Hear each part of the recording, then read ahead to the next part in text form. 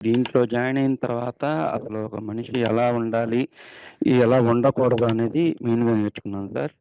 ముఖ్యంగా ఏది కూడా తొందరపడకూడదు. ఒకటికి 10 సార్లుగా ఆలోచించి నిర్ణయం తీసుకోవాలి అన్నది నేర్చుకున్నాను సార్. ఇక ఎల్ఐసీలు గానీ, ఇక మిగతా మన చుట్టూత ఉండే ఈ మార్కెటింగ్ వ్యవహారాలు వాళ్ళ ఉచ్చులో ఎలా పడకుండా ఉండాలి. ఒకటి 10 రకాలుగా ఆలోచించి ఏది తీసుకోవాలి అన్నది మొన్న లెక్కలతో సహా ఇచ్చారు కదా సార్! అది నేర్చుకున్నా.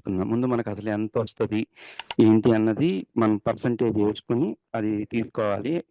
ఎట్లా పడితే అట్లా తీసుకోకూడదన్నది నేర్చుకున్నాను సార్. ముఖ్యంగా అసలు ఏది చేయాలి, ఏది చేయకూడదు, జాగ్రత్తగా ఎలా ఉండాలి, మనకి తర్వాత రిటైర్మెంట్ ఆఫ్టర్ మనం ఒకళ్ళ మీద ఆధారపడకుండా ఎట్లా ఉండాలన్నది బాగా నేర్చుకున్నాను. అది. ఇది చాలామంది పెద్దవాళ్ళని చూస్తా ఉన్నాం. వాళ్ళెంత అవస్థలు పడుతున్నారో.